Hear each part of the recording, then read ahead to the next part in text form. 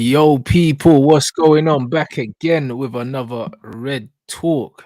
Haj, what you telling me, fam? I'm all good, bro. I'm all good. What you saying? How's life? I'm blessed, bro. I'm blessed. I can't complain. I can't complain, bro. It's a good morning, bro. Man woke up. Know what I'm saying? And bro, one less trophy for Liverpool. I can't lie. Big win yesterday, bro. It felt good, man. It felt good. We ain't had many good times, bro. That was probably the manager's moment, like what Oli had against PSG in Paris. You know them ones. You know them big results there that just kind of them results that just you just not forget, bro. It was that kind of game. It was that kind of evening. Mm, I think you know what it is. It made it extra sweet. The fact that it was a knockout game. It was last minute, and it was against Liverpool. Because Mm, it's like if it was like against the Sheffield, people would have been gassed. But I guarantee you, by today morning, they would have forgotten about it because it's like it's mm, Sheffield. But because it's Liverpool, especially how the game went, because like there was a period where even when I was watching the game, I was like, the game's in Liverpool's hands. Like if they mm, want to kill it, they can kill it, and there's no way United get back into it. But the thing that made it extra sweet was there was like a layer of arrogance to that Liverpool team, which I didn't like because for the first time I was seeing them miss opportunities, and then the camera goes on them and they're laughing, like they're mm, smiling. I got Klopp on the side, like Klopp was losing his shit against Sparta Prague on Thursday, and they were like mm. 11-2 up on aggregate. But against Man United, man was just chilled. So at the end of the day in football, yeah, you can play well. If you don't take your chances, you always risk you always risk losing a game. And yeah, I'll be real, man. It was sweet, especially because it's Ahmad. I'll be honest, because like I feel like the whole fan base is united in terms of like they like the kid. Like, he's humble, he's down to earth, like keeps his mouth shut even when he doesn't get an opportunity. And at the end of the day, when the manager called upon him, bro, the kid done his part whilst fasting, Mm. whilst fasting. So yeah, kudos to him, man. Yeah, the Ahmad thing, yeah, bro, that made it so much more special for me, bruv. Do you know what I'm saying? I don't think I would have celebrated the goal the same way if it was someone else, just because it's Ahmad, bro. Like everything that he's had to go through, yeah, to get to that moment. And the fact that he won the ball and then finished it, bro, it was Mm, just poetic, bruv. And I was saying it watching the game, I was like, we need that Ahmad dagger. We need it because it was one of them things where he's been overlooked so many times by this manager, bro. Even the Forsen thing, yeah, like bro, that was infuriating.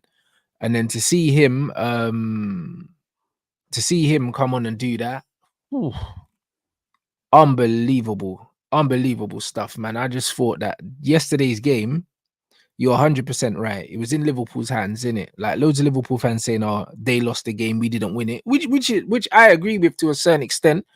That even some of the changes, our changes were rubbish, yeah, but their changes, like remember against Arsenal, they brought in the kids and they still won and that. mm, Do you know what I'm saying? And I feel like there was an air of arrogance. There was an air of arrogance with the substitutions, bro, because the game's not won. You're taking off Mo Salah and all of that. And bro, it's international break next. Do you know what I mean? It's the FA Cup. Like, why are you taking off Salah and that like the game's won? I swear it was 2-1 when man done that. mm. It was very strange. Like all the substitutions, even when you look at us, yeah, our best players yesterday, Wan-Bissaka was brilliant. Varane was brilliant. Kobe was brilliant. Manager takes them all off, and we're 2-1 down. I was bare confused. Like both managers, it kind of looked like they both thought the game was done at 2-1. It looked like our manager thought the game was over, and it looked like their manager thought the game was over. And then the game just came to life again. I think yeah, the subs. It's not even that. Like the thing that even annoyed me was the fact that like this Liverpool team, especially under Klopp, has always been like a rock and roll, high energy, high press. Mm, And there was like a moment, like the pictures are all over the internet, where Man United had the midfield just open, and it was like we've got 3 man defending, but we've got like 7 man in attack, and it's like even the mm, commentators are like, "What is going on?" That's where I felt like the game was in Liverpool's hands. But the thing that annoyed me as well was the fact that there was that little period, like during the 65th to the 70th minute, To me, it felt like Liverpool, like the arrogance, they just wanted to mock us so much where they decided to like rebrand themselves. They became like a possession-based team. So many times they got the ball into shooting areas they wouldn't shoot. They were just Mm, trying to pass it around, and I was hearing the Olays and this and that. And I was like, fam, it's only 2-1. Like, fair enough. mm, If it's 5-1, you want to take the piss, do your thing. If you're as good as Manchester City, like Manchester City can take a 2-0 and start doing the Olays for half an hour straight. But even then, the mm. door's always open for you to lose the game. And yeah, when he took off his subs, and you know what it is? I'll be honest. Like, I'll give Ten Hag his flowers for yesterday, yeah, because I feel like all of our subs done their job. Every single one of them that came on, like Ericsson, I feel like he came on and he provided. Ericsson for me plays very similar to Bruno, but it's just like his passing. Yeah, but Is he's better. yeah, it's better. And yesterday, like that pass over the top to, I don't know if it was offside or not, but the pass over the top to Rashford, the last minute Mm, when he missed, Ericsson came on and helped. Maguire, when he came on, he played a bit of the game in defense, completely pocketed Darwin. But then the last half an hour, Maguire was a striker. yeah, he's playing Bro, up front, bro. he was causing them a lot of trouble. Like just being there, occupying Mm, centre halves. Anthony, yeah, fair enough. Like swing of the right foot, he went into the back of the net. But at left back, he done his thing. mm. Who else came on? Um, Ahmad. Ahmad. Yeah, bro. Mm. Ahmad came on. He literally won. He won the ball twice for the last goal, and I think it was Rashford's goal. He was literally the guy that intercepted play. Hmm. And okay, Mount came on for like 5 minutes, yeah. But 4 out of the 5, Yeah, yeah. Mount didn't. I don't think Mount touched the ball anyway. But I seen him in the celebrations. I don't think he did anything when he came on. He didn't do jack. yeah, I think he had like 2 touches. But 4 out of the 5, like there was even a period where even I was like, yo, taking off Varane for Ahmad. Like you know what it is? Man United. I feel like Man United, the players and Ten Hag just wanted it more than Liverpool. I Yeah, don't know what 100%. You could see it. You could see it it's yesterday, evident. bro. We just wanted it more, bro. Do you know what I'm saying? We took Bruno out the midfield, put him at centre back, bruv, and he was probably more useful there. Like, I couldn't believe that Liverpool didn't even have any decent attacks when Bruno was playing at centre back. It was a weird game. It just seemed like they didn't really want it the way we wanted it yesterday. Obviously, I had the game on mute, so I couldn't hear the crowd, but Mm. I can imagine the crowd must have been going crazy, blood. Yeah, nah. I think I don't know what it is. Like fair enough that they want to go for the quadruple and they've been running their mouths about it. Yeah, but I wouldn't be surprised if like they looked at all of the trophies available to them and they Mm, were like, if we were to rank them, the FA Cup is probably the least of our priorities because, bro, mm, even Klopp, fam, like usually Klopp is like animated, up and down. But these men were making mistakes. He didn't give a shit. These men were missing like Mo Salah. But it was even a period when Mo Salah was trying to do like flicks and tricks. Luis Diaz is trying to do what Nani done against Arsenal years ago, like kick ups in the corner. And I was like, fam, it's only 2-1. Like it's mm. only 2-1. Like fair enough, we're shit.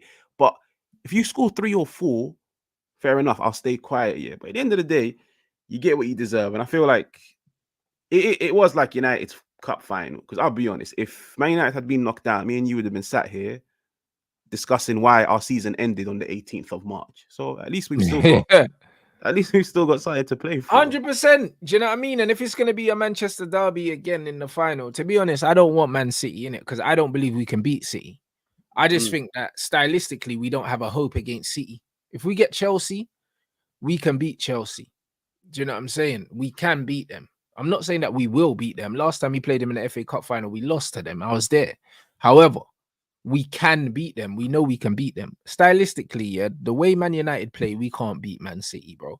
Because the funny thing is, I was watching the game and I was even saying, Liverpool are the kind of team that they play better when the other team has the ball and the other team wants to have the ball. But it's like yesterday, both teams didn't want the ball. It mm, was weird. Liverpool are not good at building up and scoring goals from build up. They score a lot of their goals from pressing high, making the other team make mistakes, and then capitalizing that way. So because we were so poor in possession and we kept giving them the ball back, Liverpool were like having to play slowly and build up. And when Liverpool play the game at a slow pace, they're not very good. yeah, it's like they say, innit? Like styles make fights, yeah. But Yeah. yeah, with yesterday, it was like even though Liverpool did have moments, yeah, like I still feel like if they were to take the arrogance out of their game yesterday, they would have killed us. But I feel like they Yeah. wanted, like, I feel like they're little bro with us, where it's like, we've already beaten you, man, 5-0. We've already beaten you, man, 7-0. Like, we want to now humiliate you in a different way at your own home turf. Like, run around chasing the ball like loose dogs. Yeah. And the thing that drove me crazy was these men were pulling strings left, right, and center, and nobody was running. Yeah. Like, that's the thing that made it worse for me, because I was like, if you man are at least trying to get the ball off them, sweet. Nah, bro, I'm watching that Kwanzaa kid. Like, fair enough, he's a good player. Pick up the ball from his own half, And carry it. run, bro. He carried it the whole length of the pitch and no one tackled him. Bro, he done it twice, and one of them led to a goal. The other one, man's running, doing a chop. And I was like, raw, like, where did you get those moves from? Like, you're a centre back. But that's what made it worse, yeah. But like, it is, isn't it? Like, if you don't take your chances, if you don't capitalize when you're on top, you're at Old Trafford. Like, towards the end of the game, I feel like the fans definitely helped United, because there was a moment where it was pin drop silent. Yeah, towards the game they helped them out, and yeah, from United get what they deserve. And to be fair, one part of me does want City just to like get one over them, just like to be like, yo, like, man beat you, man, in the final, man stopped you, man, from winning a potential treble. But to be fair, I agree. I think even if we have everyone back, Lissandro, Casemiro, whoever, I don't think we stand a chance against them, man. Them man are just tactically ahead of us, structure-wise ahead of us, personnel, quality. Yeah, So we'll get absolutely ruined by them. Do you know what I mean? Like, the thing is, them guys, they're big game players, and some of the stuff I saw of Manchester United yesterday was horrendous. Like, even when we saw some of the things that people were posting, when we were 2-1 down and the gaps in our midfield, United pressing with 6 players, like the gap between the midfield and defense, pressing with 6 players with a deep block, bro. Like, it made no, bruv. There was one point where the whole middle third had no United players in it, and I was like, bro, this is not football, innit? This is not football. I'm seeing McTominay and Bruno pressing higher up than Hoyland, bro. Like, the press was crazy. Like, there's no way these players are coached, because some of the stuff that I saw yesterday made absolutely no sense whatsoever in it. And we absolutely got away with one against a team that can break that first line of pressure like Man City can. We'll get absolutely killed. Like, bro, Edison will break that line of pressure with his feet. I think, yeah, bro, it doesn't add up. That's the thing. It just doesn't add up, because I'm like, when it happened against Wolves at the beginning of the season, we were like, listen, it might be a one-off. Like, maybe the players are not familiar. Maybe the players weren't listening in pre-season. There's 2 more months till the season ends. So it's definitely the way he wants to play. And I think even like Dallow's comments from yesterday after the game, where he must have mentioned, like, for Man United to improve, like, he done an interview with MUTV, and he was like, for Man United to improve, we need to start closing down the gap between defense and midfield. And I was like, yo, if the players know this, the commentators know this, we know this. You telling me the manager don't know it? Yeah. And I don't know what it is. Like, I'm just looking at it and thinking, maybe, I'll be honest, I actually don't. Like, this is probably the one thing that just leaves me speechless. Like, I can't even come up with an answer for it. That's the problem. Bro, honestly, I think it's some of the most amateur management I've ever seen in my life. And obviously, we're people that like to analyze the technical, tactical side of the game, innit? Like, in this space, it's not very common, bro. Do you know what I mean? People like to just talk about the result and stuff like that. But from a tactical standpoint, yeah, that was some of the worst stuff that I've ever seen from this football team. And I'm in disbelief as to how we got away with it, innit? And it looked like we just wanted it more than them. It looked like we just wanted it way more than them, bro. Like, like you said, some of the stuff they were doing, like Mo Salah was trying to slow the game down and play eye of the needle passes and that. Like, that's not your game, innit? Like, that's not who you are. Like, Liverpool just looked weird yesterday, man. And it's definitely a situation where I think we just wanted it more than them. But structurally, yeah, the way we played yesterday against a team that could actually break the pressure would get killed, bro. Because how are we playing with 2 defensive lines on the pitch? On a big football pitch, 2 defensive lines, Haj. That's crazy. I honestly, like, I'm actually in shock and in disbelief, like, as to how we managed to get away with that. Yeah, you know what it is? Like, I think the only way I can relate it is, like, to his Ajax teams, innit? Yeah, and this is where like sometimes I do look at Ten Hag and I'm like, I can't sympathize with you because you've bought these players, you trust these players, innit? Yeah, but it's like sometimes I look at it and I'm like, maybe he instructs the defenders not to push up because he knows if they push up, they don't have the physicality to get back. Like our centre halves are like the least physical in the league when it comes to like speed, recovery pace. But like at the same time, it's like if I was a coach and I was telling my centre backs, listen, stay back because I don't trust you, man, to get back in time. If you man step forward, it's game over. At the same time, I wouldn't tell the attacking players to push up because, like, bro, it's just criminal. Like now, every Tom, Dick, and Harry is onto it. Every single person, like whether you know football or not, because you watch the game. And why is it on the 30th minute when the game is 0-0? Liverpool are running through us. So it wasn't 0-0, but the point is, it's still early in the game. And the game is looking like it's last minute, end-to-end football, fam. The midfield is just open. And like at the end of the day, as a manager, he should definitely look at the season in whole. All of the injuries, they're all muscle injuries. Like besides 1-2 players, they're all muscle injuries. Yeah, they're all from fatigue, from running up and down. Yeah, and I don't know, man. Like if he's here next year, then he definitely needs to change it because Man United, I just feel like yesterday, it wasn't a matter of tactics that won us the game. Hell no. It definitely was not tactics. Maybe the only tactical switch that he done, which I'll give him his flowers for, probably, I don't know, maybe putting Anthony at left back and then throwing Maguire up top just to be a physical presence. But another team slaughters us.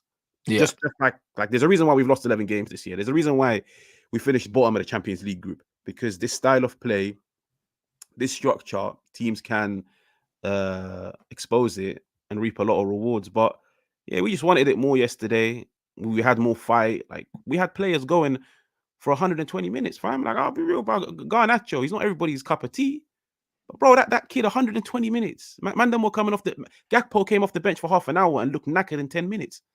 Like, so we just had the players that wanted it more, and it's probably because they know season's done. Yeah, 100%. We just wanted it more, bro. Listen, bruv, bruv, we know that Ahmad's a baller. That's why I've been calling for him. It's just, it's funny to me because like in the aftermath of everything that we've done in it, everything that we've done yesterday, it's like I'm looking at the players. I'm looking at Anthony and Ahmad, what they done yesterday was crazy because I've complained all season about the lack of quality in our attack. And what them man done in the condensed amount of time that they did when they were on the pitch, that's why we won yesterday. That's why we won yesterday, bro. Because it's all about quality, bro. Like Ahmad, I think that was his first shot, bro. I think that was his first shot, bro, and he buried it. That's Man United. That's Man United level player, bro. That's what it is. Rashford's gonna get the plaudits. Garnacho's getting plaudits for just running, bro. Do you know what I'm saying? Because, bro, as a professional footballer, you're supposed to run, bro. Like that don't impress me too much. Same with Bruno. People giving Bruno plaudits. He was awful yesterday, bro. And him and Rashford are doing the post-match analysis, talking about what it means and this, that, and the other. They were shit, bro. Do you know what I'm saying? And I'm seeing all these guys getting praised for doing the bare minimum. Rashford missed enough chances to win 2 or 3 football matches yesterday. And he got the goal yesterday, and his performance will get swept under the carpet. But he's a real concern for me, bro. He's a legit concern for me because even his lack of effort, for I think it was the second Liverpool goal as well. My man just stepped straight past him. You know what I mean? Didn't even stick a leg out. Stuff like that is a concern, bro. If we want to get to where we need to get, shit like that can't be running, bro. Like, that's absolutely not good enough, bro. So, bruv, it's just one of them ones where, like, I'm so excited for the result, but I know, that, like, a performance like that, I'm wary of it. Same way I'm wary of, remember the Paris PSG game, bro? Then we went on a losing streak after that. Remember, Oli got the contract off the back of that game. And then we ended up getting smoked. Oli got a new contract, and then we were stuck with Ole Gunnar Solskjaer. What I don't want is for people to get carried away with yesterday's result and ignore the performance, because the performance wasn't good. The performance wasn't good from a lot of players, bro. We just got over the line.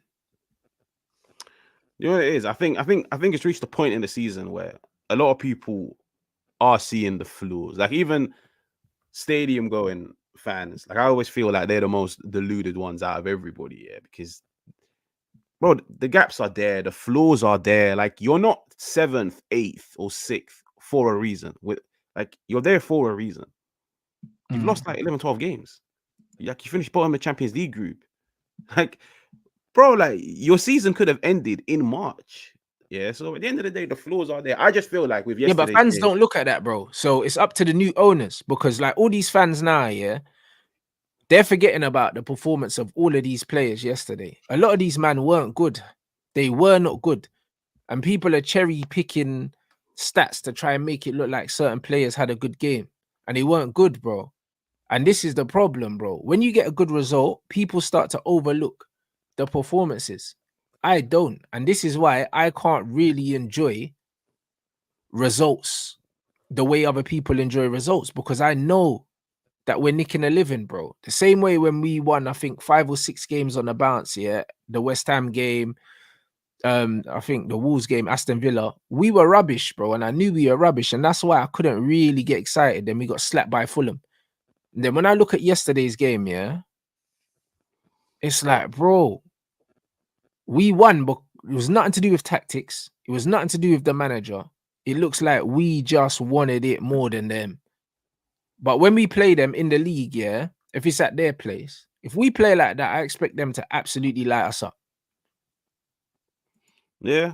No, but you know what it is? It's like everybody knows that yeah, tactically we didn't win it. Like I said, we just had players that wanted it more. And you know when they say like in big games, like, especially when Yeah. it comes to Man United, Liverpool, Man United, Chelsea, form goes out the window. Yesterday was like the prime embodiment of that. Like literally just form went out of the window. Yeah, these man put 11 past the Sparta Prague. Mo Salah was running the show around them. Yeah, Mo Salah wasn't good yesterday. I'll be real, like he scored a goal. Mo Salah wasn't good. The only person in that Liverpool team for me that like stood out, and I was like, you know what, that fair play is McAllister. McAllister's the only guy that whenever I watch, I'm just like, yo, like you're balling, yeah. But do you know what it is, bro? Like we just had players that fought for it more in it, yeah. And like you do say, like running is like the basics, yeah. But bro, not with Man United. Like if, for example, Manchester City, yeah, like you'd never see Pep or a Manchester City fan come out and be like, "We just beat Sheffield, but Vardial, wow, you ran for 120 minutes straight," because everybody else runs for 120 minutes straight. So what else are you bringing to the table, bro? The reason why I'll forever like salute that Garnacho performance yesterday, because he's literally the only one that done it for me, is because in 20 minutes, Rashford wasn't running. Rashford literally let Quansah run past him. So at the end of the day, I'll always credit the basics, and I'll be real, we're in the mud. Like I'll be so honest in it. The fact that I'm sat here crediting Mandem for giving me the basics of football, it tells you where Manchester United are. But the problem is we don't have 11 man that run, bro. If we have 11 man that run, we wouldn't be sixth. I hear you completely, but at the same time, yeah, if we had a good system and a good structure, we wouldn't need 11 man that run like that. I'll be honest, because That's on that the manager. running, pardon. That's on the manager, bro. 100% it is on the manager, but this is what I'm saying, bro. Like this is why I don't praise basic shit like that. But I'll criticize when someone's not doing it, because to me that's the least I expect from you. You know, like that. So I don't praise people for doing shit they're supposed to do, bro. That's like praising a dad for looking after his kids. That doesn't make sense. Do you understand what I'm saying? So I'm not gonna praise someone for running about, bro. Do you know what I'm saying? That all the over the top euphoria that we're getting today, all these fake Real Madrid links and that. Do you know what I'm saying? That it's, bro, it's too much, bro.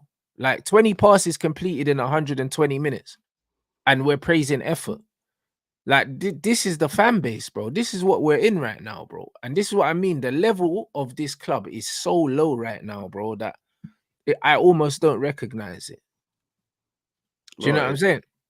I almost don't recognize it, bro. Do you know what I mean? Like this is embarrassing to me, because I'm looking at yesterday's performance, yeah. And I'm looking at it that, like, yo, the majority of the men on the pitch weren't good yesterday. The majority of them. And we just got helped by the fact that Liverpool weren't up for it yesterday. That's what it looked like. It looked like they weren't really up for it. They started really lethargically. They were horrible. First 20 minutes, they looked like they just got out of bed. They were terrible. And then when they scored, we kind of capitulated, and then they scored again, and then it's like them man were playing like it was an exhibition game, bro. And then we just caught them cold, bro. Klopp taking off their best players and that. It was weird. Brought on Gakpo, who's absolutely useless. So, bro, I can't lie, yeah. It was a weird game, bro. Like I'm so happy about the result, but the performance, I'm so far from happy with it, bro. Yeah, I think it's because it's Liverpool. Like I said, like it's But like that's the reason why I'm gassed for the result, because it's mm, Liverpool, blood. It hits different when it's Liverpool. yeah, that's what it is. Because it's Liverpool. Because like when we beat, what was that team that we beat? The one that we beat in the beginning, is it Crawley or the one I that we don't. beat 4-2? The one Yeah, Newport. yeah, yeah, Newport. Newport. Bruv, if No, we beat a team like Newport or something like that, I wouldn't even have celebrated the goal. I'll be honest. that's what it is. Like when it was Newport, but we were open. And we Mm, also won like by scoring a lot of goals and this and that. Yeah, but yeah. nobody really celebrated it. Yeah, but it's because it's Liverpool. But bro, that's just how the fan base is. Like you have to bear in mind, like me and you grew up in a time where the Man United was successful. And I feel like the Mm, majority of people that like watch this show or like just that support Man United, they grew up in a time where Man United was successful, where like even coming out and having the cheek to praise a player for scoring you a goal was not good enough back then. Man, yeah. then would be like, bro, what's one goal? Like you should have scored me 2, you should have scored me 3. Like you had Fergie dropping, I think it was Van Nistelrooy, because like we couldn't Yeah. win the league, but he Yeah. was due to win the what's it called? The top goal scorer award, the Golden Boot. The Yeah. Golden Boot, because you're like, listen, there's no I in team. But the problem is, bro, like you see me, this is where probably me and you are a bit different. I've just accepted where we are. So I will gas up the small things that a City fan who's on another level to us Mm. wouldn't. Yeah, and that's what it is. I'm not gassing it up out of excitement. I'm just like, listen, I'm just used to getting shit. I'm used to getting shit the whole season. So if a guy gives me 120 minutes, so be it. If a guy is having to play makeshift out of position, so be it. In another team, like Madrid fans, if Madrid, I don't know, against City had to go extra time in the Champions League and Vinny done 120 minutes, they'll be like, yeah, bro, that's what you're getting paid to do. That's what you're Mm. getting paid to do. That's why you play here. Like, don't be trying to use 120 minutes against me. But them man are on a different level to us. No, So I hear that, but bro, I can't lie. I mentally can't start doing that, bro. I can't start doing that. The moment that I start applauding guys for doing that shit, because bro, we had Jesse Lingard at our club, yeah, who had one of the best engines, yeah, in Premier League history, bro. Man weren't praising Jesse for running around, bro. We weren't doing that because we just understood, yeah, that it takes a bit more to be a Man United player than just running around, didn't it? And to be honest, Jesse Lingard is a way better footballer technically. So it's one of them ones, and he wasn't good enough. That wasn't good enough. Do you know what I'm saying? Like how our standards have dropped so low that man are saying, "Oh, man ran for 120 minutes." yeah, I'm but you just know, like, I'm just like, so what, bruv? Do you know what I'm saying? Like that to me, that doesn't make no sense. Like, man can't be praising footballers for running, bro. Like, that's crazy. no. Because it's the basics. It's literally the Yeah, basics. but Like it's like bruv, you praise a Formula One driver for driving, bro. Like, man's a driver. no. I know, but I'm saying, bro, that's like other teams. Like it's like I will never sit down and praise a team or the players for passing the ball in a straight line. But when I watch Man United, like at that moment yesterday where I think it was like Hoyland and McTominay were on the attack, and like Hoyland was McTominay passed shit the ball. yesterday, blood. Oh my Bro, days. like you see, that's why when I watch games and I see that one player do that 10-yard pass, but they get the timing on point, they get the accuracy, they get the weight. Mm, I'm like, you know what, kudos, fam. Because mm, yesterday, man could have put him through on goal, man passed it out of play. Like, and the thing is, people will be like, yeah, but Haj, like you've accepted to lowering of the standards and fam, I'll be real. I'd rather do that than just sit down and like moan and complain, because we're not gonna get back to the 2002, 2003 Manchester United level in one summer. Yeah, and at the end of the day, first get the basics in, and then from there gradually build the team. We've been doing that for a decade. We've been doing that for a decade, yeah. And it's like we haven't gotten anywhere. We've had players that want to run, but we've had players that don't want to try. We've had players that aren't bothered to play. So at the moment, there's no point of me just like living in the past. Like I was there, I saw it, I saw us when we were successful. I'm watching teams now when they're successful. Man United, we're nowhere near that. We are nowhere near that. Yeah, new signings won't even change that. Like it's gonna take a 3-4 year process if we're lucky. I don't think it takes that long. I'll be honest. I don't think we're that far off. I don't think we're that far off, bro. I think we're a good coach and a couple good summer windows from doing something. That's what I think, bro. Do you know what I mean? Because, bro, even this running around shit, bro, it's like it's not necessary, bro. I can't lie. Get guys that can keep the football. Get guys that can keep the football, bro. When Ahmad and Anthony came on, yeah, and Bruno got moved out the midfield, we kept the football better. We did. Like the key is keeping the football, bro. That's what it is. Get some more technical, competent players, some more intelligent football players, and have a system. That's all we need. Because when we're looking at these other teams, bro, like I'm looking at this Liverpool team, and I said it. Like when Klopp leaves, they're gonna have to find a manager that plays the exact same style of football as Klopp. Because when it comes to a build-up team, yeah, a team that's gonna break people down, Liverpool ain't got players to do that. They don't. If you look at how their team's built, who have they really got that can open teams up, bro? They haven't. They haven't. They hit you on the counter attack when they got space, bro. And that's what it is. So I think that definitely when Klopp leaves, yeah, they're gonna have to either get a Klopp regen or they're gonna have to be finding their feet and they're gonna be vulnerable. City ain't what they were. They're not. They had a poor summer last summer. They have to have a really good summer this summer. I'm not saying that we can catch Man City, but I'm saying that we can close the gap. The gap is already closing itself because City aren't as good as they were. And then there's Arsenal. That's it. Like Aston Villa are gonna fall off. Spurs have a ceiling anyway because they're not gonna spend loads of money and they can only attract a certain caliber of player. Newcastle have fallen away. So, bro, like we're not miles off it, bro. Even though it seems like we are, in terms of style of play and consistency, we're miles off it. We are. But in terms of like actual level, when we get all things right, we're not that far off it, bro. Yeah, but you know what it is? Like, how many times have we said that? Like, how many times have we said, yo, get rid of Jose? Bring me Ten Hag. Yeah, And but this is everything will different change. now. We got different owners, so we need to see what they've got to do, bro. But we can't pretend that this is the same as the other times. It's not, because the structure is different.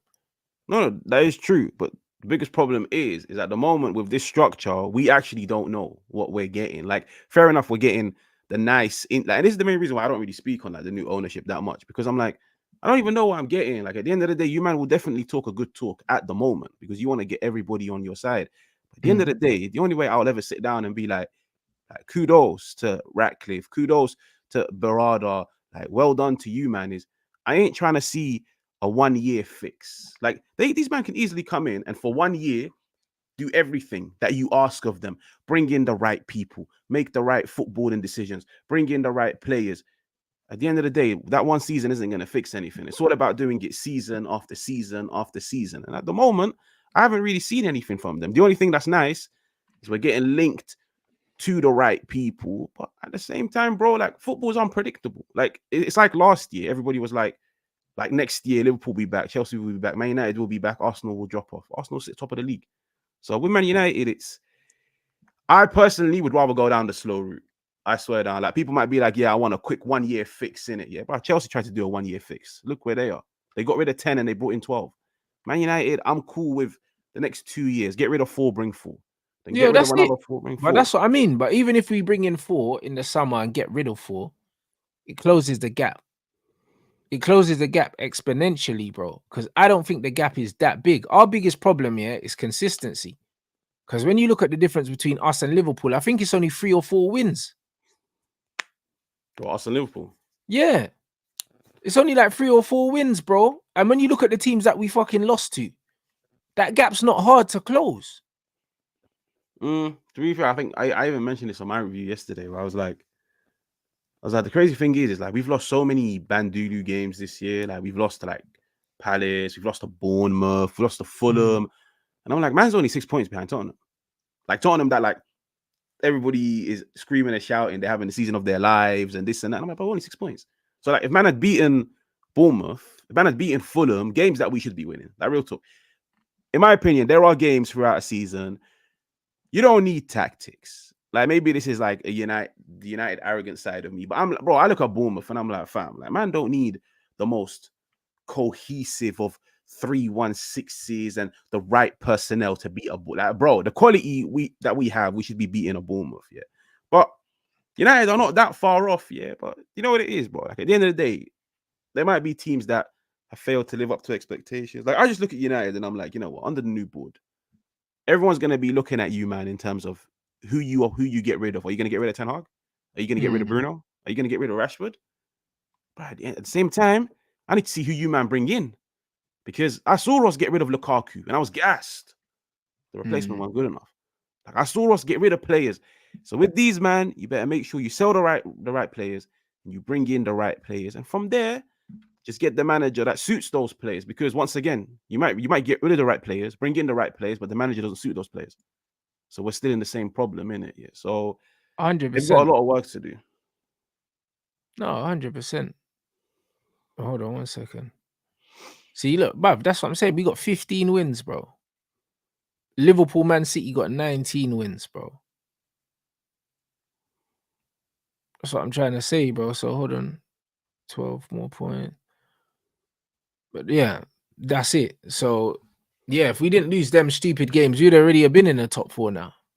If we didn't lose them home games that man are talking about, Bournemouth. The Fulham game was where? Was that at Fulham or at home? Nah, bro, it was like 2 weeks ago when Iwobi and Adama scored. That was at home as well, innit? Yeah.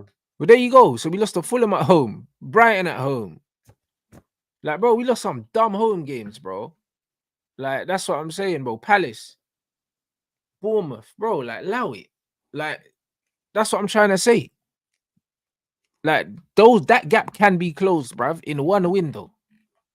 That gap can be closed in one window. This is the point. These are stupid games that we shouldn't be losing, bro. Arsenal got 20 wins. City and Liverpool got 19 wins, bro. And if you look at the games that we lost at home, we win those games, closes the gap. And that's what it is. The gap's not crazy, bro. Hey, bro, home games this season. Brighton, Palace. Yeah, bro, we lost to Galatasaray as well. Oh, my Lord. Do you know what I mean? Obviously, City's calm. Bro, Newcastle, Bournemouth, Bayern Munich. Bro, it's embarrassing. But you know what it is, though? These are all games you should be winning, most of them. Just the home games. If you just sort out the home games. But bro, these are games that we should be winning. But it's not like me and you are sat here saying, yo, if man had one dose, I'd be top of the league. Bro, we're sat here telling the world, if we had one dose, we'd be in top 4. That's how far off we are. Nah, but bro, if you're in the top 4, then at least you're in a position to pounce if other teams mess up. We're not even in a position to do nothing. We're barely in a position to pounce for top 5, blood. Do you understand what I'm saying? We're barely in a point. We're barely in a position to even pounce to get 5th place, bro, because of the dead results that we've got, bro. Like, we should be keeping up at very worst with those teams that are above us. We should be, because we shouldn't be losing them dumb games. This is the point. And we should have still been in the Champions League. We should have still been in the Champions League, because if we'd won them home games, we would have got out the group also. So then our season's looking very different. Do you know what I mean? And then we're saying, cool, we're one window away if we're there. And that's why I'm saying 2 summer windows, if we do it correctly, we could be in the mix, bro. And all we want is to just be in the mix right now. Yeah. I don't know. I reckon it will take more than 2. Like I've always said, like if we appoint a new manager, first season, I don't put any expectations on a manager, like whoever it is. Second season, I'll start to look at like football and things. I'm hoping in the 3rd season, like maybe, because you have to bear in mind, United are going to have a problem which not many teams face. And it's the fact that, bro, we're very shit at selling players. Now, fair enough, you'd be like, oh, it was like under the previous regime and everything. But at the end of the day, to sell a player, you still need a club to come forward and be like, listen, I'm willing to take my man for X amount of money. The player has to agree personal terms. These men are getting paid money that they won't get paid anywhere else in the world. And United are not going to be ruthless enough to terminate 5-6 man's contracts. Like Arsenal, they terminated, I think, 2 man, Mustafi and Kolasinac, because they just couldn't get rid of them. They couldn't find buyers for them. But them man were not even on a crazy amount of cash. Like I'm looking at United in the summer and I'm thinking, if man don't get an offer for McTominay, because last year we got 30 and they turned it down. If we don't get an offer for McTominay's not going to get up and be like, yo, I want out and McTominay can come out and hand a transfer request, but how many times have you seen players hand in transfer requests and the club says, "Yeah, cool, I still didn't get the £30 million, so you're staying." That's where I worry for Man United. Like United are gonna have to take a massive hit on. There's not a single player we profit on. I swear, there's not a single player in this team that I think we can profit on. Yeah. So is this new board willing to do that? Because you have to bear in mind, if they take a loss, they're now gonna have to spend money out of their own pocket to get Man United the player. So they might look at it financially and just be like, nah, like however much we sell these players for, I'm only willing to put 50 million on top. I'll be real. Man United will struggle to get 100 million from selling about 5 of these men. So the summer will be good, but it's just I need players to go, and I need players to go for the right amount of money. If they don't, then bro, they're here for another season. Yeah, this is the problem. Like I said, bro, our squad is way too big, bruv. And it's full of rubbish. That's what it is. Because the thing is, Man United have such a big squad, yeah. And then you look on the bench, and the man say, "Oh yeah, but we ain't got options." Bruv, what are you talking about? Like even yesterday, when you looked at Liverpool's bench compared to our bench, we had Amrabat and Ericsson on the bench. A man was saying we didn't have no midfield options. We had Ahmed and Anthony on the bench. Know what I mean? But we never had another out and out striker on the bench, bro. It's like we got bare players, but then we got no players at the same time because bare these men are just meaty. That's what it is. That's why I think that's what people mean when they say we don't have options, because like but we do have options because our options are still better than the options that other teams have. The difference is because we don't have a style of play, yeah, it feels like we don't have no options. But the reality is, if you give a better coach, yeah, all of these players, he's getting way more out of them because there's no reason why Casemiro should be injured and then you've got Amrabat and Ericsson, but you decide to play Kobe in a pivot by himself. And you could see Kobe's not a 6 because every opportunity he gets, he wants to run forward, bro. He was absolutely purring, yeah, the first hour of the game. Do you know what I mean? No one's talking about it now because he wasn't involved at the business end of the game, but he was cooking Liverpool in the midfield. No one's talking about it now. Why couldn't Amrabat come in and play in the 6? He was meant to be the 6. He was meant to be Casemiro's replacement. He never plays them together. So why couldn't he play him? Man paid a 10 million loan fee for that you know. Yeah, I'll be real. You know what? I don't know. The whole Amrabat one is a bit strange. The fact that United, apparently they wanted that 15 million. We didn't even have 15 million, so we had to get him on like a 6 million loan fee and everything. But he plays McTominay because, I'll be honest, I've been saying it for 5 months now. He plays McTominay because McTominay can't pass. McTominay, he don't even run as much as he used to. McTominay just puts the ball into the back of the net. At the end of the day, goals win you games, and that's how he's looking at it. Like, he's not looking at it as who complements Kobe. Cool. Kobe likes to bomb forward, so now I need somebody that sits. Let me put Amrabat. Amrabat likes to sit. He doesn't really like. The thing I like about Amrabat, as much as I don't think he's that good, he just likes to sit. Like, he plays the game to his strengths. Nothing fancy, nothing flamboyant. That's what would make sense. But bro, he's looking at it and thinking, I'm willing to sacrifice a midfielder for an extra attacker. Why? Because my attackers don't score on a consistent basis. So 3 attackers is better than 2. 4 attackers is better than 3.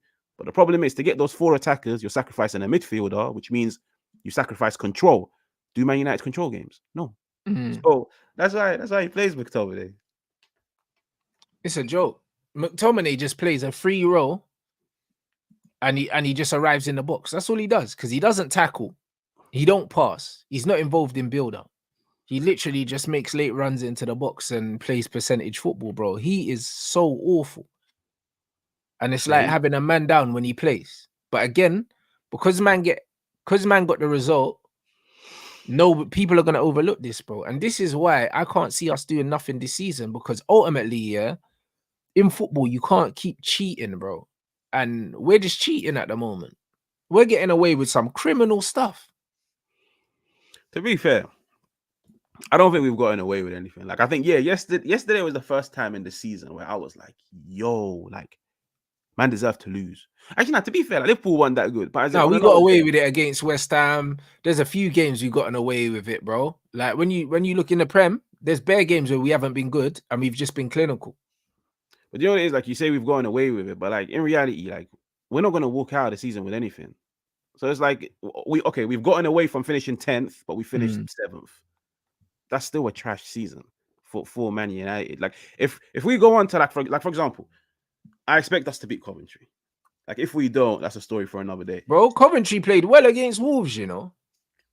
Did you watch the game? I didn't watch the game, no. Bro, they did, bro. Like, I expect us to beat them as well. But if these men think that the Coventry game is going to be a walkover, yeah, they're in for a shock. I'll be honest. Because them man there, they were fisting up Wolves. Wolves' goalkeeper, yeah, kept Wolves in the game. I promise you, yeah, Coventry could have scored 6 or 7. And it wouldn't have flattered them at all, bro. Like, Saar had an unbelievable game, bro. An unbelievable game. So it's one of them ones where that Coventry game, you seen us against Newport. It wasn't easy. This Coventry game won't be easy because if we play the same way, Coventry will run with us, bro. The same way man are praising Garnacho for running, all of Coventry's players run because they have to.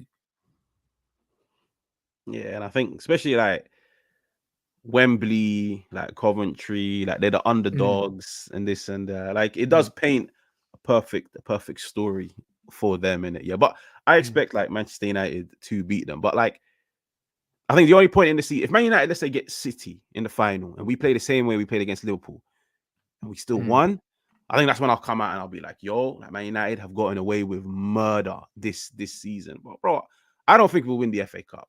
Like I don't want to sound like a pessimistic guy, but yeah, I but just neither think, do I. I just think if we get City, like I've seen us against City and I've seen us with a more structured team struggle. And I've also seen us with a far less structured team struggle. And I just feel like in the final 90-minute game, that's all you've got.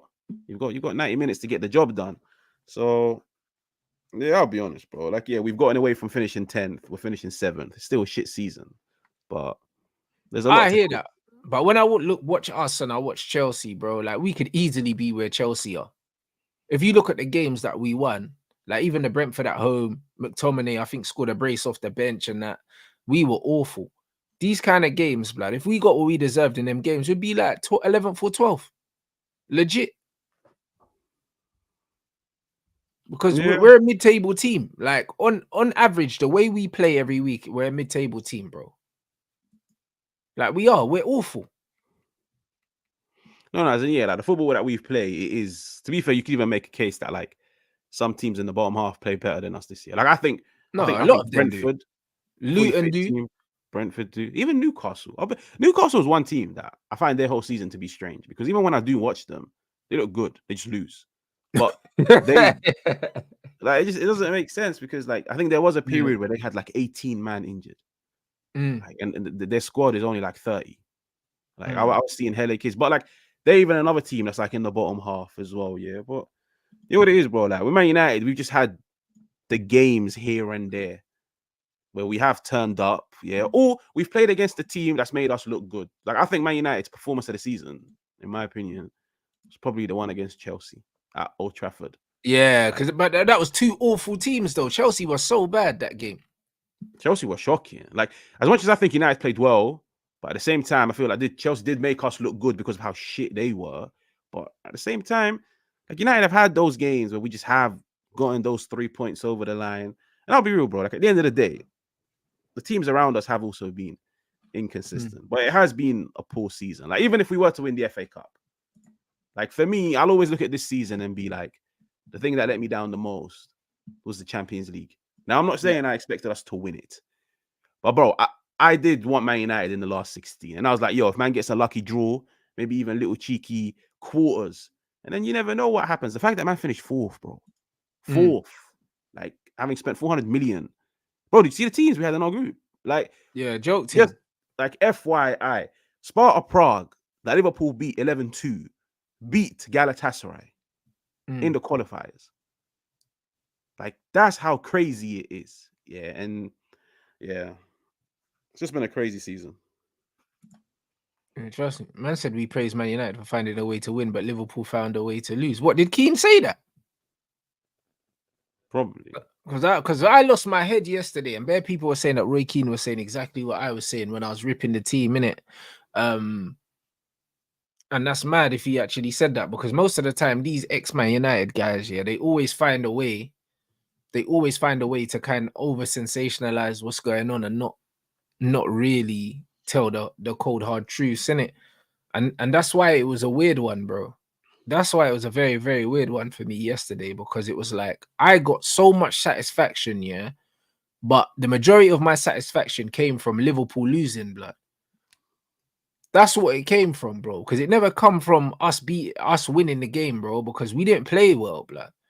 It came from the fact that we stopped Liverpool from winning a trophy. That's where all my happiness comes from, because that football match was crazy. We saw the good, the bad, and the ugly in it of Man United. And most of it was bad and ugly. Most of it. Do you know what I'm saying? From all them Rashford missed chances, like, bro, like it was a nightmare, bro. It was a nightmare, bro. Like, I couldn't believe it, bro. And Rashford just, like, bro, every time he missed, we're playing up to the cameras and the crowd and that, and I was just like, oh, it's gonna be one of these ones. Do you know what I'm saying? It's gonna be one of these games. Do you know what I'm saying? And that was it. And then at the end, to see him and Bruno flapping away, after the game, like nothing happened. Like, them man never nearly cost us the game. Because Bruno lost his head as well in that game, bro. He could have been sent off for that challenge that he made, bro. He just dived in, head gone. Do you know what I mean? He was doing some dumb shit as well, hoofing the ball. I swear it was like the first minute of the game, Haj. The ball came to him and he just spanked it up in the air, bro.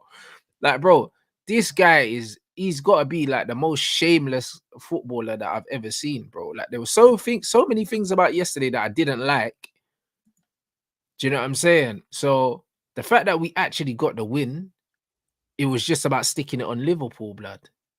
But when I look at that performance, it's scary, innit? Because if we think that we can keep playing like that, we got a lot more pain to endure for the rest of the season, bro. A lot more, you know. Because these men will leave, they'll wake up today and think that yesterday's performance was acceptable. Now, the thing is, I know exactly which one you're talking about. Because I remember even I mentioned it on my review. I was like, bro, there was a moment. The ball he tried to clear it, it got blocked, and it fell back to him. Yeah. And it's like, rather than clearing it up the field, it's like he just kicked it in the air. And I was like, well, like literally every man's head was looking up. Every man's head was looking up, like at the ball. And I was like, I told it yesterday, I was just tweeting. I was like, bro, this is not football, fam. Like, we won. But this is a tough watch. Like, it's nice the way you won. Everyone loves a last minute goal. I swear to God, you can stink out the gaff. If you win last minute, it always leaves like a bittersweet taste. And especially because it's like Liverpool. But nah, the football yesterday was poor. And I'll be real, I actually think yesterday's Bruno performance, he's been here for like, what, 5 years? Yeah. I think I've seen the good, I've seen the bad, I've seen the mediocre. Yesterday's Bruno performance was hands down the worst performance I've seen from Bruno in a Man United show, because I was like, brother, like, I think he's declined. I'll be real. Like, I've been saying it for the past month, innit? I don't think it's a matter of system. But what do you mean declined? What's changed from his game? Because to me, his game looks exactly the same.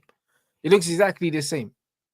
Do you know what it was? It's like for example, I always say this, innit? Yeah. In my opinion, and I know it rattles a lot of people, last year was Bruno's best season in the Man United shirt. I think it was better than the season where he put up like, I think 30 GA. Or was it 25 GA? I don't know, but there was a season like under Ollie where he put up a lot of numbers. Last year for me, performance-wise, was his best season. Like, when he tried those audacious passes, Bruno is not a 10 out of 10 player. So, like, he's not I don't know, like, he's not like a Tony Cruz. When Tony Cruz tries the 60-yard diagonal, you know it's guaranteed. It will find Vinny at the perfect way, at the perfect timing, at the perfect accuracy. Bruno has never been that player. But let's say 1 out of 3-4 attempts. And the thing is, 1 out of 3-4 attempts, the way that we've liked to play over the years, ever since we've had Bruno, it suits us. Like, he's got license to try those passes. I'm looking at Bruno this year, and I'm like, brother, even that 1 out of 3 has turned into 1 out of 8. It's turned 1 out of 10. Like, I've watched him this year. Yeah, but that could be down to the level of quality that he's got in front of him. Nah, because, bro, it's like when there's like a clear pass, and I'll be real, it's a pass that I've seen Bruno do in the past. Like, it's a pass that I know he's got it in his locker. Like, it's not that difficult. But when I'm seeing him overhit it, I'm like, all right, cool, fair enough. Start of the season.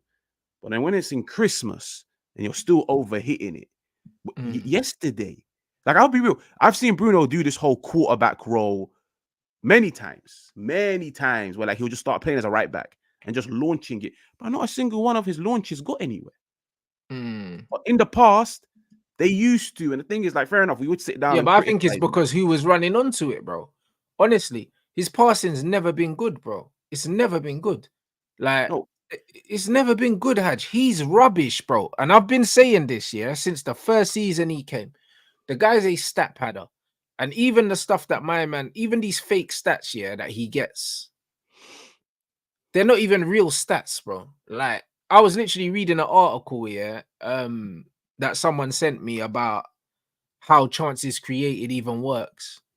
If you're on set pieces, yeah, every time you get a set piece, there's a chance created by default. So if you're the free kick and corner taker, every time you take one of them set pieces, it goes down as a created chance.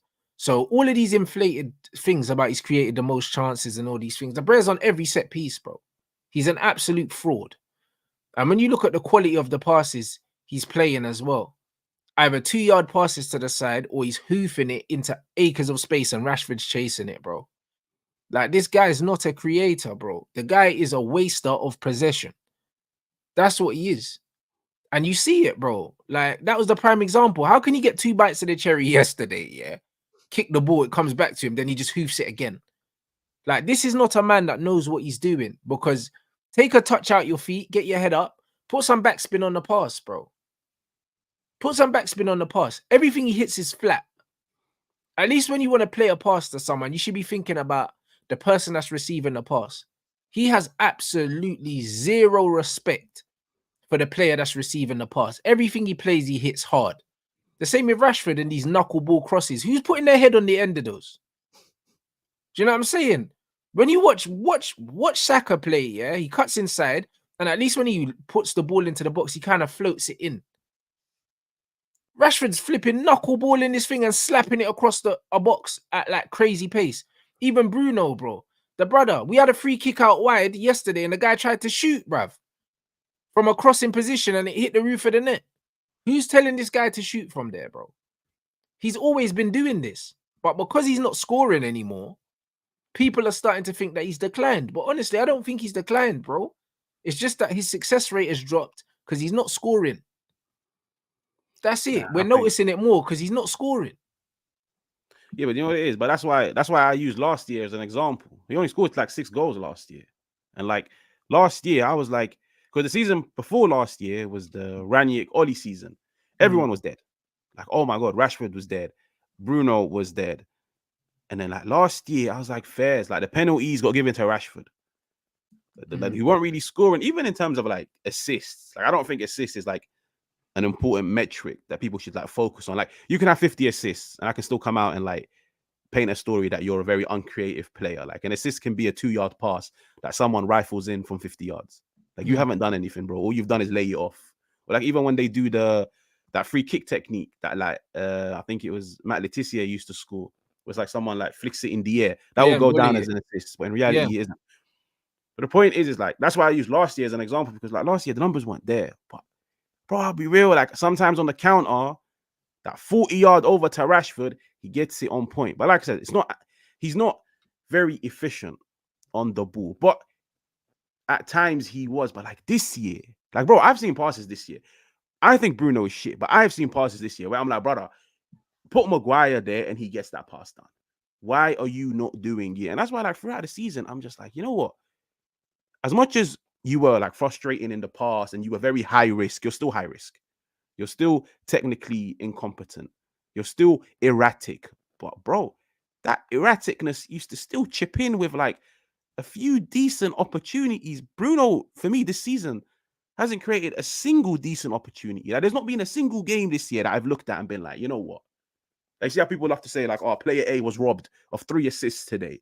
There's not a single game this year that I've looked at Bruno and been like, yo, you were robbed because of poor finishing. And we're in March. And that's why I just think like he's just but I think that's because of the way we're playing, bro. I don't think he's got worse. I don't. The play suits him, bruv. Like, the style of play suits him is us having more of the ball so he can lose it. That's what suits him. When we're playing this thing where he's got to be up there and pressing and winning the ball, yeah, he wins it and then loses it, bruv.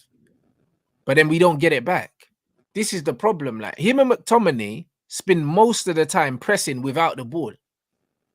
They're not on the ball. Bruno's on the ball less than he used to be. That's the only reason why he looks worse now, because it's a smaller sample size. Do you know what I'm saying? Or it's a bigger sample size when you look at it percentage-wise, because he gives the ball away more, has the ball less. So percentage-wise, it looks worse. But really, before he had the ball more, was giving the ball away more, but it was less on average because he had the ball more. I genuinely think he averages less touches now in the way we play. I think Yeah, all of our attackers average less touches, bro. Because like I said, 120 minutes, Garnacho completed 20 passes, bro. In 120 minutes, bro. Do you see what I'm saying? So our team in general is touching the ball less, bro. We have to be. Because, brother, 20 passes in 120 minutes is crazy. Yeah, but you say that, which can be true, but it's like at the same time, ever since Rashford, Bruno, and them man popped onto the scene, we were never ever a team that like dominated the ball more than 50%. Because like we have to play. But we had the ball more in certain areas, not necessarily more overall possession, but the areas that we're getting the ball in is a different area. Like even last season, we used to have the ball with Eriksen and Casemiro behind him. We was winning the ball and at least trying to play through midfield a little bit more. Now we're not even trying to play through midfield. Yeah, no, we haven't. We don't have a midfield. it's just open. We don't have a midfield. But it's like I look at the way we play, like 3 outlets, 3 players willing to run onto loose balls, and I'm like, you know what? Like that's where I understand sometimes when people say like, even though I don't really agree with it, but like when people say the man are just like throwing his principles out of the way to like accommodate certain players, and bro, like I'll be honest, like even under Oli, like let's not make it sound like under Oli man was bopping the ball 60-70%. Under Oli, he had 3 outlets and Rashford, Greenwood, and Martial. But bro, the passes they were working. Bro, this year, like the 10 yards, they're not working. And I'm just looking at him and I'm like, that's why I've always said, I need to cash in this summer. He's 29, soon to be 30. I feel like physically, and this is something that I'll always like give Bruno, I'll never take it away from him. He gives you 110%. And now, fair enough, his overrunning can be a problem. Like sometimes don't overrun. Even though it might look good on the eye, it really isn't. Yeah. He's reliable. He plays week in, week out. Bro, eventually that's going to have a toll on a player, innit? Like 5 years starting week in, week out. But now the tech is beginning to go. Regardless of whether or not you think he had 20%, 30%, 40% of tech, it's all going. The physicality is going. So now I look at him and I'm like, if the tech is gone and it was minimal, if the physicality is gone, it was decent, but it's going, what do you now bring to a team? And that's why I look at him and just think, you've declined. Fair enough. Do you know what I mean? I just think he's getting exposed because he's shit and he's always been shit. But I just think we're not good as well. And because we're not good, he looks worse. Do you know what I mean? That's just all it is. I'll be real, yeah? Like, you see when everyone shit around players, yeah? That's when you start and see who can play. It's just like yesterday. When Kobe was doing little things, yeah, yesterday, you could see that technically, yeah, he's on a level all by himself in this Man United team. When he was picking up the ball, dropping the shoulder, taking out 3 players. Because Man United ain't got no tech man to do that. Our wingers can't even do that. It's only AMAD that's got feet. So when you saw Kobe Mino doing that, you could see that. Like in chaos, yeah, Kobe looks like he can play football. Bruno just ain't got it, bro. I'll be real, he just don't have it. He can't carry the ball. That's why he lost the ball for the goal that we conceded as well. He can't play with his back to an opponent. He doesn't scan when he gets the ball. That's why he always hoofs it, because he doesn't know what's around him. Most of the time, he's got so much space to play, and he doesn't take the touch because he doesn't trust himself, because he knows he can't play football. I'm actually shocked that he even made it as a professional, because I don't think I've seen, yeah, a player that plays in midfield, yeah, that doesn't have the skill set to be able to at least scan and know what's around him, bro. Like, the guy's got no confidence on the ball in midfield at all. Like, it's mad to me, bro. Like, I don't think he's declined. I don't think he's declined. I just think the way that we're playing just exposes him. I don't know. I think with Bruno, I've always looked at Bruno as like final action. I'll be honest. Like I've always been like, if you want to get anything out of Bruno, like if somebody that put a gun to my head and was like, listen, you have to play him. You have to get something out of him. I'd never play him in the first phase. I'd never play him in the second phase. I'll just leave him in the last phase. And I'll just be like, get the ball to him in an area where either he can A, strike it, or B, just like do that final 5-yard pass and this and that. Because I'll be real, he's been here for 5 years. At the beginning of his time, those things he used to do, like, bro, man would score goals. Man would, even if they're not really chances created, it was still the right pass to a teammate. Yeah, but it's just now, Ten Hag has this like obsession where it's like he likes to play him very deep. And the thing is, like you said about Kobe, the difference is like there's always two different types of players in it. Yeah, and it's like on a football pitch, being brave is a good thing, but sometimes it can be a stupid thing. Kobe, when it gets like chaotic, when it gets like hectic, when it gets end to end, Kobe would put his foot on the ball and he'll be like, listen, I'm now going to try to take control of this situation. I'm going to try turn it from a chaotic scene into a calm scene by putting my foot on the ball, taking on man, taking them out of the game. Bruno will just be like, oh shit, it's chaotic, safe. Let me add more chaos to it, yeah? And that's why, like when Kobe came into the team, there was like that senseness of like, of calmness, but yeah, but bro, they're two different players, fam. Like, I'll be real. Like, They are Kobe, two different players, but my thing is, yeah, when Fred was at the club, yeah, everyone was talking about he loses the ball, he's not good on the ball. He's better on the ball than Bruno. So Kobe? what are we? No, Fred. So what are we doing? Do you know what I'm saying? Because when we talk about frantic, Fred is the kind of player that you play in the chaos. Do you know what I'm saying? He'll run a man down, win the ball. He wins the ball more than Bruno. Everyone talks about Bruno's work rate, but he doesn't win tackles. He was the most dribbled pass player in the league. He just runs for no reason. Never, brother. When's the last time you see him actually tackle someone? Yeah, no, he just goes charging at them. But Bro, he just the goes problem is, charging, a man step past him, bro. Bruno is not better on the ball than Fred. He's not, bro. Bruno don't have a half turn. He doesn't. When have you seen Bruno open his body on a half turn and play the ball with his left foot out to the wing? Bro, Bruno's flat-footed and static, bro. That's why we got caught on the ball for that second goal yesterday, because he received the ball. He didn't know what was behind him, and he can't even put his foot on the ball. And he got bundled over, bro. Like, he's horrible on the ball for a midfielder. Like, yeah, you know, when we talk about basics, we talk about the basics. He doesn't even have the basics to play in midfield, Haj. You wouldn't pick a midfielder that can't play on the half turn, bro. nah, That's bro. That's the most fundamental skill as a midfielder, to be able to play in the half turn, because you're in the middle of the pitch. you know, I wouldn't. But that's why I've always said, like, I wouldn't play him in midfield. Like, if I had to play him, like I had no other choice, I would never put him in an area that I would put a Kobe or a Tony Cruz, because it does expose him, because it's like it's a congested area of the pitch.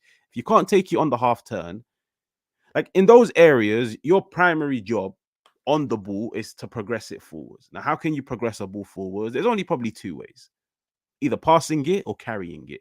The problem is Bruno always favors the high risk pass over the small risk pass, or like the shorter pass. He always wants to go for like the flamboyant 50, 60 yarder. That's high risk. We turn over possession. If that's not the case, like for example, Kovacic. I think Kovacic is a shit passer of the ball. Like I think he's good on the half turn and carrying. That's what it is.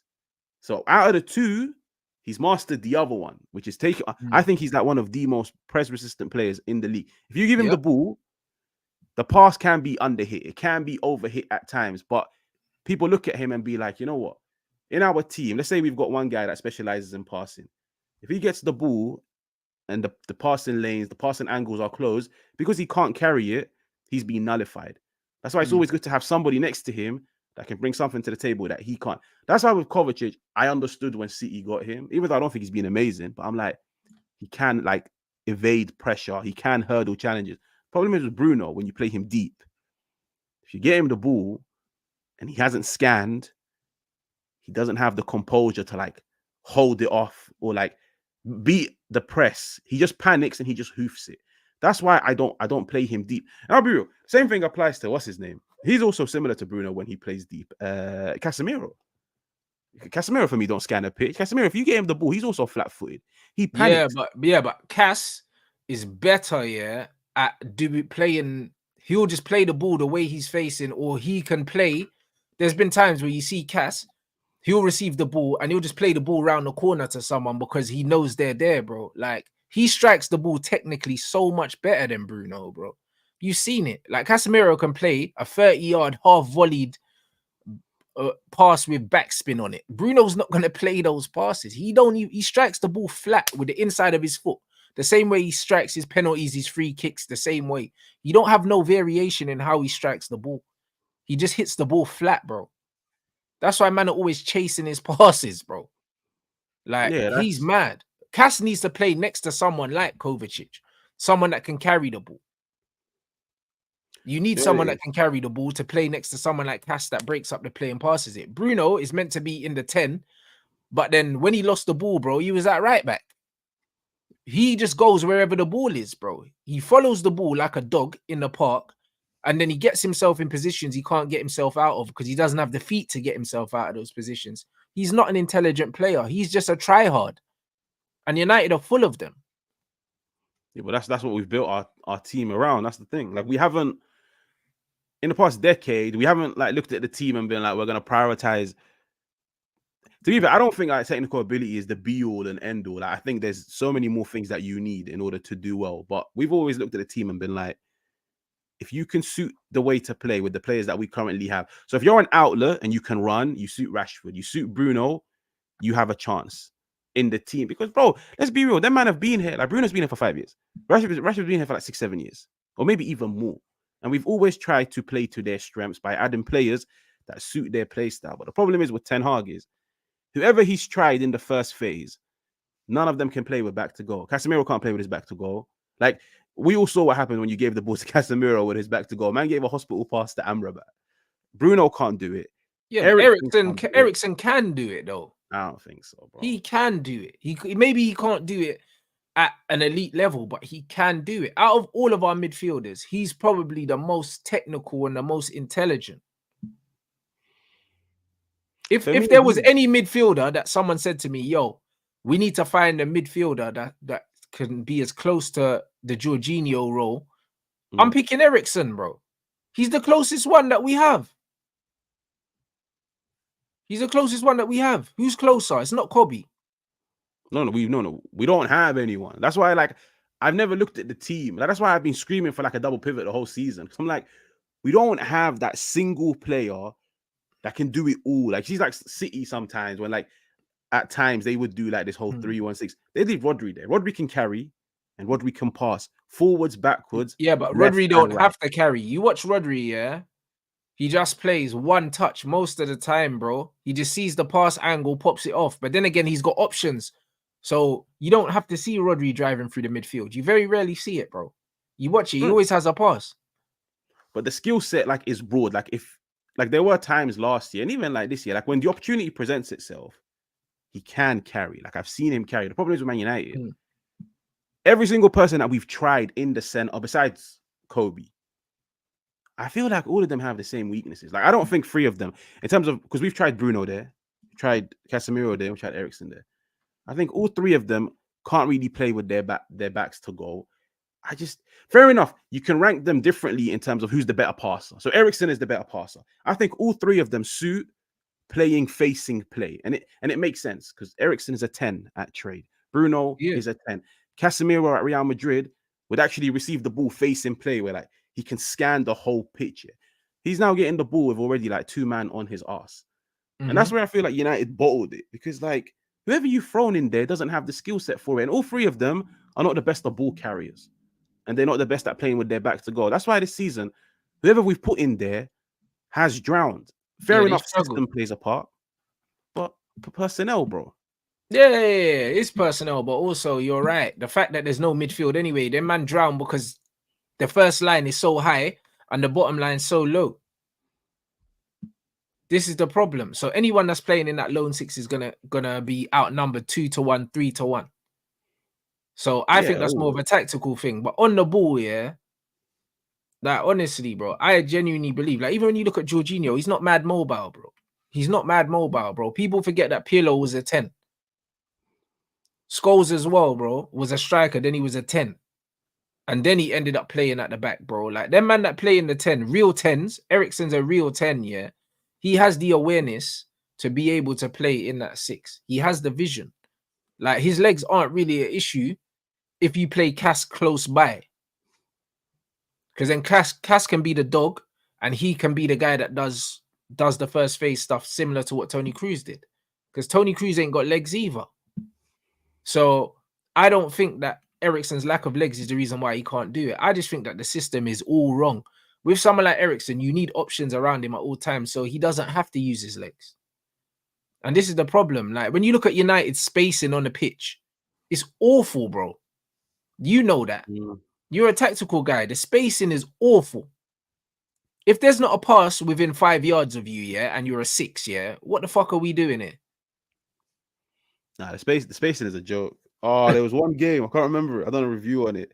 Now the spacing is shocking at Man United. It's so even that, it's like the spacing off the ball is poor, the spacing on the ball is poor because it's like the players, like fair enough. I always say like the players should be in like close proximity of one another. That way they can keep the ball moving. Move the ball, you move the opposition. The problem is with Man United, it's like there was even a moment yesterday. Like cool, we won. Fair enough, we won and everything. But there were so many negatives yesterday where there was literally a period. Garnacho, AMAD, and Anthony were all on the left. And I was baffled. Like, I was like, you know what, fair enough. Like, a piece of play, they drifted to the left, they're going to go to the right. No. All 3 of them were stood in a straight line on the left. No one overlapping, no one underlapping, and they were passing the ball to one another. And I was like, so you might have now, like, circulated the ball 2-3 yards, but you've kept it in the same area. Yeah. And now you've just, like, attracted pressure. But, nah, the spacing at Man United is poor. The only reason why I think last year, Casemiro and Eriksen worked because it was a low block. Well, there you go. Look at this comment. He's spot on. When you have less technical players, yeah, you have to use a more narrow formation. You make, bruv, that's it. Their players play closer together because they're not as good. Do you know what I mean? City can make the pitch wide because they got technical players. When you don't have technical players, you have to condense the space and make the distance, yeah, for passing as short as possible. Man United are playing with this horrible spacing, yeah, and you wonder why we can't keep the football. These men are not technically good enough to play and make the pitch wide, bro. It makes absolutely no sense what we're doing. Yeah, that is true. Like, I agree with that comment. But the thing is like, I still look at this team and think, even if we were to play narrow, we won't be as good as people think. Like, I'll be honest, you can do a narrow setup with Eriksen and Cass. I still don't think it would be. Like, maybe it would get United an extra, like, what, 6 points this season, yeah? It's not good enough. Like Eriksen, we need to get rid of. Like, bro, I'll be real, man's not even a 6. Like, let's call a spade a spade. He's not even a 6 yet. But at Manchester United, we're trying to rebrand the 30-year-old into being a 6. Why? Because our 6 can't do the job that many 6s do in the modern game. Why did you sign him? Like, real talk, I love Cass, and everybody thinks like I have an agenda against the guy. If you wanted a 6 that can play with his back to goal, run the entire midfield, why would you go get him when he was never ever utilized that way at Real Madrid? Like, it just doesn't make sense. It's just poor recruitment. It's poor planning. A player became available for X amount of money, and you were like, you know what? Let's jump the gun. Let's capitalize on this opportunity. But like, you can't say to me, "Oh, I want to play possession football," because this is what Ten Hag has said. I want to play possession football with Casemiro, but then 4 months ago you took him off. Why? I wanted more football. It's not adding up. I hear it, bro. But that's what I'm trying to say. And this is why, yeah, it's one of them ones. Yesterday was like, cool, we won, yeah. But bro, it was so bad. It's one of them ones where like we can't overlook this, bro. We can't overlook this. I think it's fair to say, yeah, that the manager's got his own players because the guy wanted full control of recruitment. He was given that. And it's not good enough, broski. It's not good enough, bro. And bro, I can't lie. We need another coach, bro. Like, it's one of them ones where, bro, when people that don't watch Man United are talking about how bad we are, yeah, in and out of possession, yeah, that tells you all you need to know. One result doesn't change anything. And I say this all the time. With Man United fans. They like to live result to result, game to game. We're one bad result away from everyone having a meltdown again and talking about how bad we are, bro. But the signs were there against Liverpool. The signs were there against Liverpool, bro, because it's one of them ones where cool, we beat Liverpool now, yeah, but it'd be no surprise if in the Premier League game we play against Liverpool, we get smoked 3-4-0. Yeah, we got them like 2 weeks after the international break. But Yeah, nah, this is yeah, I what I think mean. yesterday's game, it was like, even when I was doing my review, I was trying to flip it into like a more positive one because we won, yeah, but it was hard because I'm like if you were to go back and watch that game, you'd know neither team deserved it because neither team showed the quality to win the game. And listen, at the end of the day, it just came down to fight. But the problem is, not every team in the Premier League goes into games relying on fight. Some teams go into games saying, "Yo, I'm not going to rely on fight. I'm just going to rely on my style of play."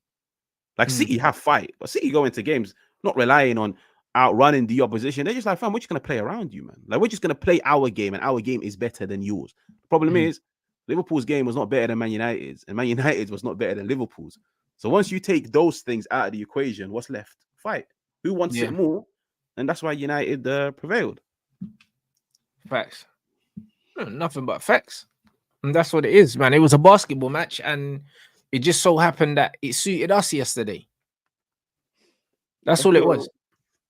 That's what it was. We took the chances, even though we squandered so many, but like eventually we took more than Liverpool. And yeah, like we took more than them. That was it. Because I swear, they hit the inside of the post as well. I swear, like they hit the inside of the post. I think at 2-1 or something like that. It was a weird game, bro. It could have gone either way in it, but I don't know. Like I said, it was because we beat Liverpool. That's why it meant so much in it, and it was so good. If it was against a lesser team that we were supposed to win against, I would have been fuming with that performance. Yeah, same. It's only because it was Liverpool, or like I say, if it was City. But yeah, if this was like Coventry, then yeah, I'd be losing my mind at the fact that like we needed a AMAD last minute goal at home just to walk out of it with victory. But that's just how a lot of football fans are, bro. Like they judge it game by game, performance by performance, 90-minute by 90-minute, and it's, you know what it is. It just gives you the opportunity to like run your mouth for a whole week until you get like humbled the week after, innit? No, facts. No, I hear it, my bro. But yo, what you got coming up, my bro? Take it today off. Take it today off. I'll be back tomorrow. I've got a few things lined up for the international break, but yeah, I'll be back tomorrow. All right, come on, people. Make sure you subscribe to HAJJBALL. The link is in the title. Gonna redirect to Saeed's channel because he's live now. With Nuruddin. You get me? So make sure you lot run there and also hit up the like button there as well. And yeah, people, I'll catch you guys in a bit.